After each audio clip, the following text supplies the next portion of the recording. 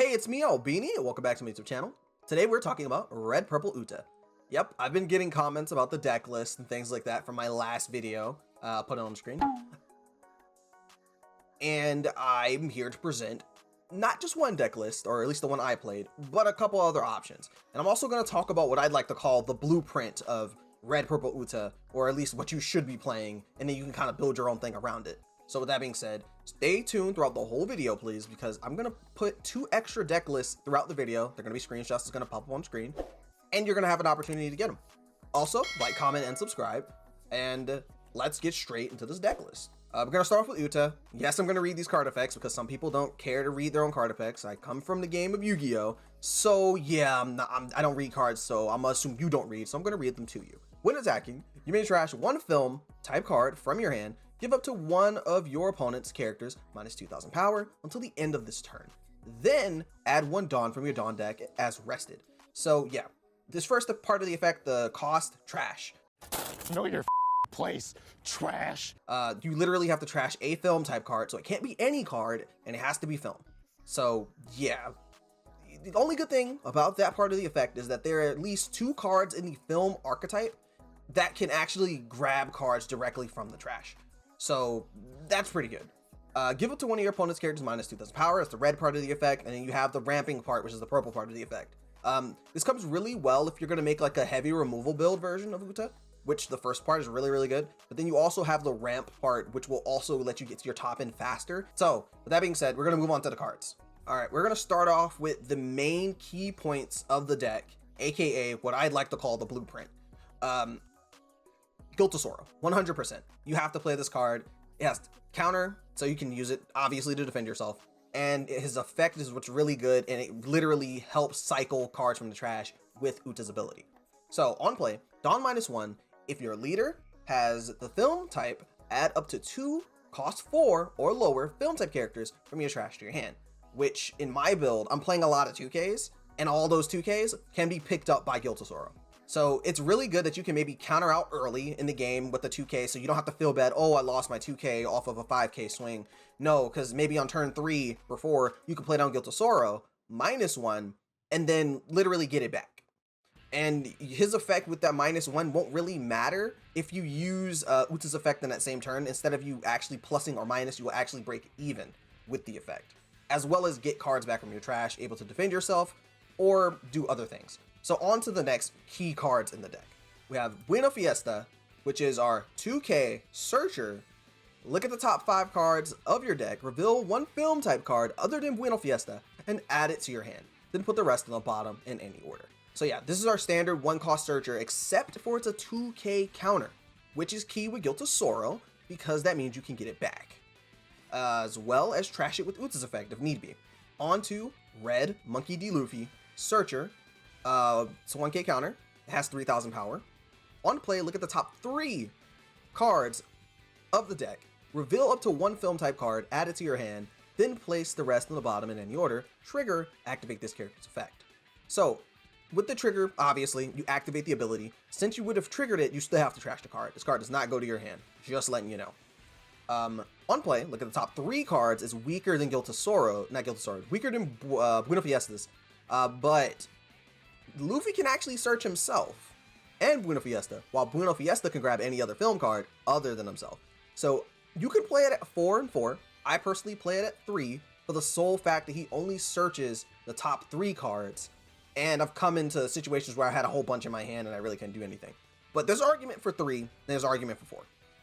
Play what you like in terms of that. So that's a part of the ratio that you can manipulate. On to the next card. Oh, honorable mention for Guilt of Sorrow. You have OP04, we have OP01 Uta.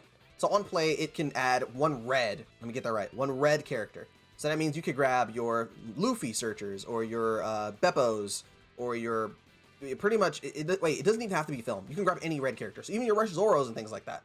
So there's argument that you could actually play this card in his deck, and it's narrowly cut out of the deck list. Because, I mean, it's not a tight deck list, but I just kind of put more important cards in there. Yes, it's film. Yes, it can be trashed. Yes, it's a 4K body if you play it. But I don't know. I just feel like every time I saw it, it was in my life and it added to my hand in a crucial moment when I could have had a 2K. Next up is Gordon. Gordon is a 2k counter. On play, you may place one card from your hand at the bottom of your deck, then draw one card.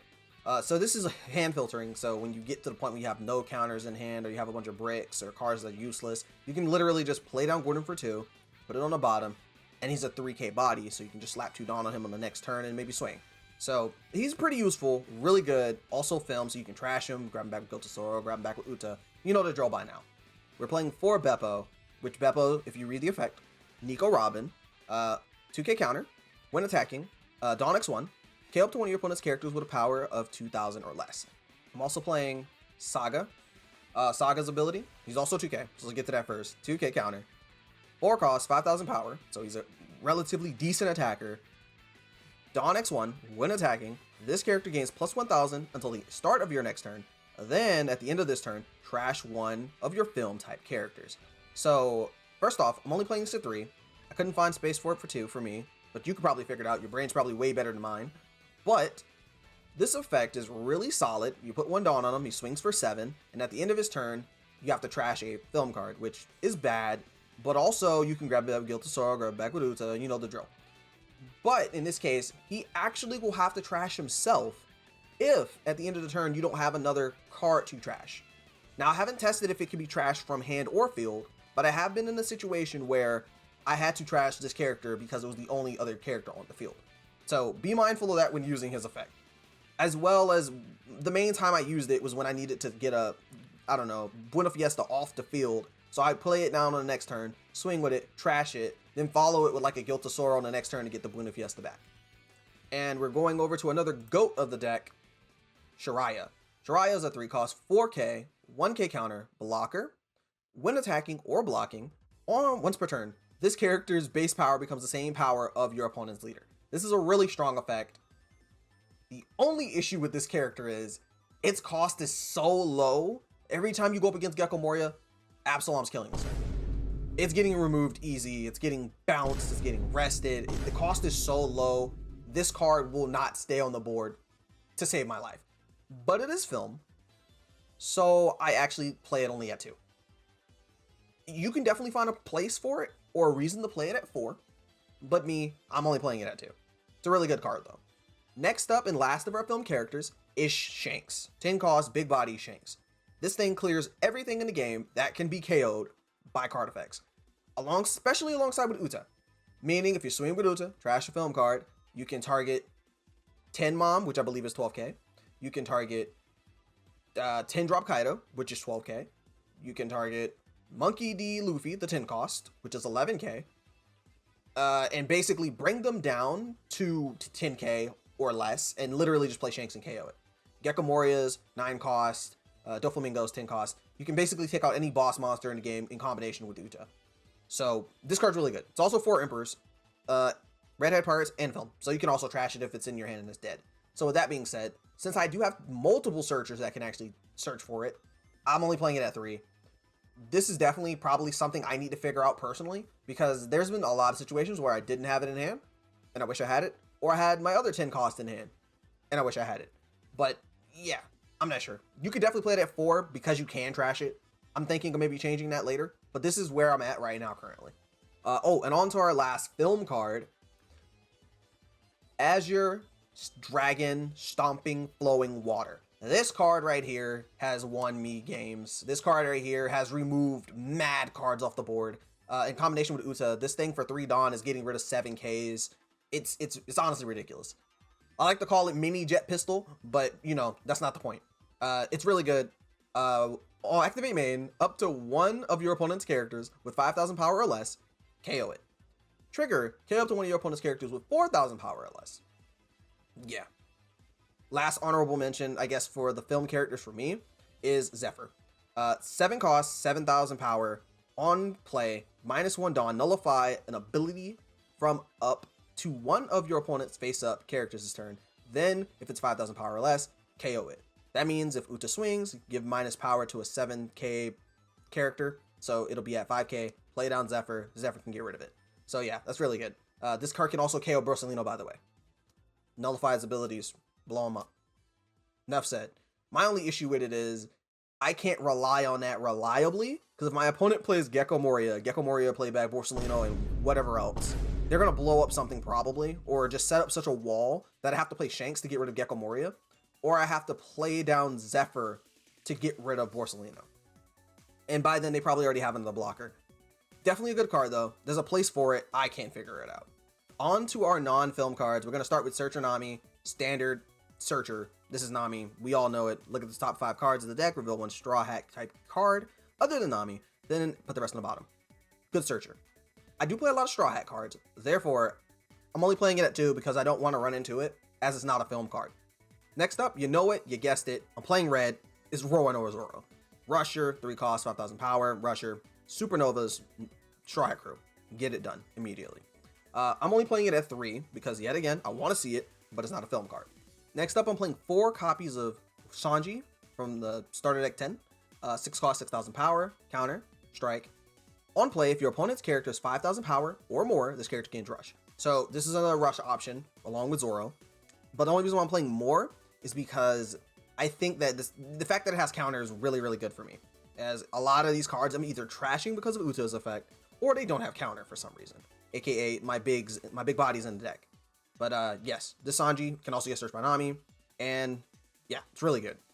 Next up, we're playing Miss All Sunday, 5 cost, 5,000 power, no counter. On play, add up to 1 Rest at Dawn to your cost area, and if you have 6 or more, draw 1 card. So I really like Miss All Sunday because Uto's effect naturally trashes cards, but if you trash a card in 1 turn, you could play down Miss All Sunday in that same turn, gain a card back, so you kind of broke even with the card value. Yeah, there you go, card value, and you get to ramp another Dawn. So you ramp 2 Dawns in that same turn. But the issue of Miss All Sunday not being a film type character and having no counter, I'm only playing it at 2 copies. So you don't want to see it too bad, but you also want to see it a lot. Honorable mentions to Gamma Knife, because Gamma Knife has the trigger, add 1 Dawn from your Dawn deck is active, as well as activate main, give it to one of your opponent's characters minus 5,000 power. So I could definitely see you either playing 2 copies of Gamma Knife or 2 copies of Miss All Sunday. I choose Miss All Sunday because I'd like to also field another body on board. Even though I think it might get removed, there's an argument for Gamma Knife, definitely. Next up is 10 cost Monkey D. Luffy, 10 cost, 11k, rush.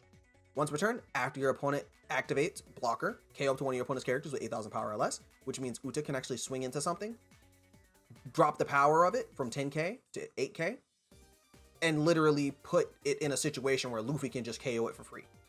So it's either putting your opponent on, they have to block, or they're going to have to take a 5k swing followed by an 11k swing, or they got a counter. So I think that combination with Uta is really, really good. Issue being no counter, as well as not a film card. Therefore, playing it at 2. All right, so we have another Straw Hat card. Last of the characters, well, no, events. Wait, no, there's another event. We're playing Gum Gum Jet Pistol. KO up to one of your opponent's characters with a cost of 6,000 power or less. 4 cost. Self-explanatory. Uta can make it 8 cost, 6k, remove it for 4. Easy. I'm only playing it at 2 though, because I don't want to see too many events. Although I am playing a lot. Last of the events, Radical Beam. Obvious include a dual color leader. You've got, what, 4 life. So yeah, dual color leader, 4 life. Counter, cost of 1. Your leader or up to one of your characters gains 2,000 power during this battle. Then, if you have 2 or less life cards, this character gains an additional 2,000 power during this battle. So that means it's a 1 for 4k. It's self-explanatory. It's really, really good. I'm playing it at 4. Nami can search it.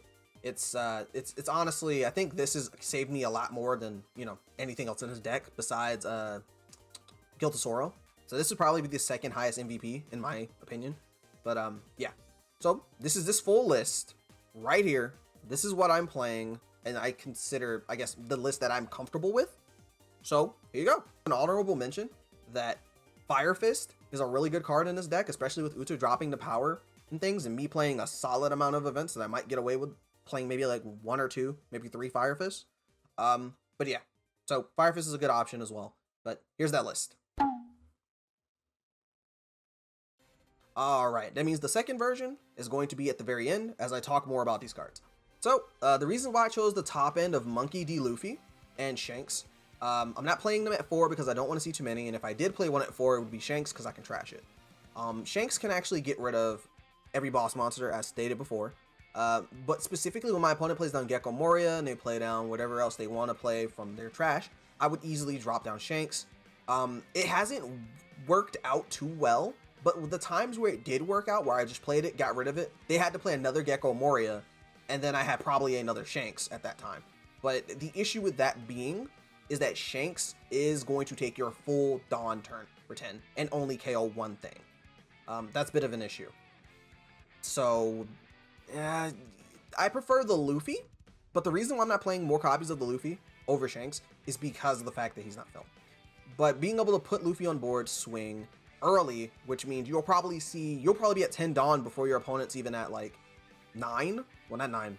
That's only literally one turn away. You'll literally be in front of your opponent by one turn if you use it properly. Which, in my recommendation, I think you only need to use Uta's effect to ramp for ramping purposes twice, if not once.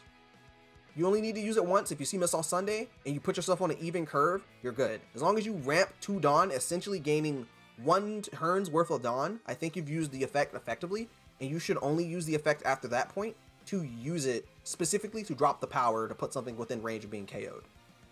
So yeah, that was a mouthful. Sanji's, it's a big bodied rusher that you will essentially be, so your turn, 3, will be easily a Sanji turn if your opponent has like a 5k body. If not, you will be able to remove things with Azure Dragon. I'm just gonna start calling it Azure Dragon. You'll be able to remove things with Azure Dragon easy. You could also use Uta to bring down bigger bodies if somehow your opponent has a bigger body, as well as use your Gum Gum Jet Pistols. So turn 1, you'll literally be at 1 Dawn. In fact, I'm just gonna show you. All right, so this is what I'm gonna show you. Easily the first combo, it doesn't even matter. Turn 1, Dawn, you don't have you don't have a Buena Fiesta, so you can't really play anything. Even if your opponent doesn't play anything, you draw, boom, you have 3 Dawn. Literally, you have a combo of, you can trash this thing, depending on the matchup. You can trash Shiraya, so like if you're going up against Perona, I trash the Shiraya because it's just gonna get rested and attacked or KO'd, so it doesn't really matter. So it's better off in your hand or in your trash as a target to counter or a target to grab back with Giltasora. So in this situation, here specifically, I'm kind of fine with this hand. I'm gonna keep my 2k. I can literally just go, boom, we can just go 8, guarantee damage, boom, effect, trash this, no targets because their opponent doesn't have a board, whether they take it or not, it doesn't really matter. Let's say they played a who's who, and then boom, okay, boom, there you go. You have this, you pass your turn, and for the sake of it, I think my opponent's gonna be at 4 Dawn. We're gonna play down this ulti combo, just for the sole purpose of getting cards on board, and then, okay, they pass. Even if they attacked, I could then counter with the Gordon right here, and then Giltasoro, because now I'm at 6. That means right now, Sanji's live. Even if my opponent played down to 5, boom, yeah, they played on 5, so yeah. Sanji's live, Zoro's in hand, Zoro's good. We have Jet Pistol if I really need to get rid of something. So I can go, oh, there's an issue here. Okay, boom, 7.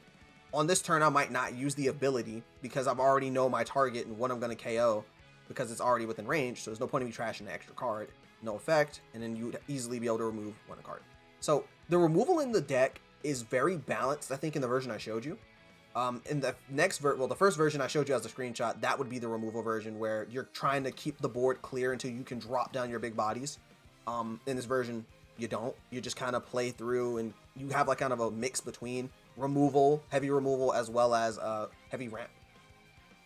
Well, it's not heavy ramp because we're only playing 1 ramp card other than Uta. What am I talking about? So yeah, that's kind of one interworkings of how it works. I've had situations where Saga, you play Saga, you swing with Saga, he would use his effect, he would he would then want to trash something, and I was able to trash my searchers because, like, what if Buena Fiesta stuck on the board? So, okay, boom, Buena Fiesta, put it in the trash, follow it up with Giltasoro, -1, add it back, add it to hand, play it down, search, grab something very important. So, yeah, you hit things often with Giltasoro, very important. The Shiraya's okay, mainly used for 2k counter. If I ever play him on board, I'm probably in a bad situation. But he's also a solid attacker. I can't overwrite that. Nami, only being at 2. It's a little low. Maybe I could play it at 3. But Nami does search a lot of cards in the deck. It searches the pistols. It searches the rad beams. It searches the Searcher Luffy. It searches Big Luffy. It searches Shanks. It searches Zoro. Yeah, I think it has enough targets that is valid to be in the deck, as well as being a deck maybe at a low ratio. That way it doesn't get seen or hit on other searchers. Azure Dragon's really, really good. I can't complain about it whatsoever. It's a really good card. Oh, yeah. You have your Gordons. So if you don't have any film cards in your hand for some reason, or maybe Gordon's the only film card, or if you just need to get rid of some non-counter cards that's in your hand, you can play down this Gordon, and you can, put it straight on the bottom of the deck, and then just draw a card. I've had many times where I've had a Luffy, where I was like, dang, I need a Shanks next turn, but I don't have my searchers. So I'd play down a Gordon, put the Luffy on the bottom, and I just so happened to hit a Shanks. Or I put the Luffy on the bottom, and I'd find up Winnie Fiesta, play it on Winnie Fiesta, and then literally grab Shanks. Literally, there's multiple ways that you can get to your Shanks that I think playing Shanks at 3 is good. Luffy could probably go up to 3. At first, in one of my tests, I was playing a 3-3 ratio, but I think I was seeing them too often to the point where I was seeing Luffy more than I was seeing Shanks, and then I would trash Shanks and wish I had Shanks instead of Luffy. But yeah, Gordon's really good, a must. Also, the 1-cost Gordon, I don't think we need to drop power that much in this build that I don't think I need to play the 1-cost no counter Gordon. So we're playing this one instead. You have like a step ladder of where you can play down Guild of Sorrow, grab at multiple searchers or multiple 2Ks and wall up in your hand, or you can grab multiple searchers and quickly start digging for cards. It's really effective when you're trying to look for something specific. But yeah, I think that is it for the deck profile or the blueprint profile. I think all the film cards that I'm playing are cards that you should play of some degree, especially the Guild of Sorrows, your Searchers, your Buena Fiesta, as well as your Luffy. And I play a plethora of 2Ks for the sole purpose of being able to grab them back off of Buena Fiesta. So there is argument that you can play the OP01 the OP01 Uta. That can also help, but it doesn't have counters, so maybe not too many, maybe like 2 copies. But yeah, with that being said, here's the last list right here. This is the one that has heavy removal, I believe. Or heavy ramp, I'm not sure. I'll put it up there. This is the second list. Here you go. Thanks for stopping by. Thanks for watching the whole thing, maybe. If I was ranting or rambling or talking about something that you didn't understand, comment down below. I'll probably reiterate it better through text so you can understand it. As well as let me know what changes or what builds or what ideas that you have for the deck. I just think that overall, I would say maybe this is the blueprint for Red Purple Uta right here. This is on screen. A blueprint in terms of your film cards. You see a lot of them. You're able to trash them and everything. So you're playing a 32 film cards. So you're not gonna miss unless you're really, really unlucky. But there's other film cards that are really good, like your Gum Gum Jet Gatlings, your Zephyr, as well as yeah, pretty much those cards. And there's better cards. This is what I think the blueprint is. Thanks for watching. If you like the video, make sure you like, comment, and subscribe. Comment down below any changes you think I should make, or any changes that you would have made, or what cards in the deck are bad, or what cards were better. But yeah, I hope you enjoyed the video, and I'll see you in the next one. Bye.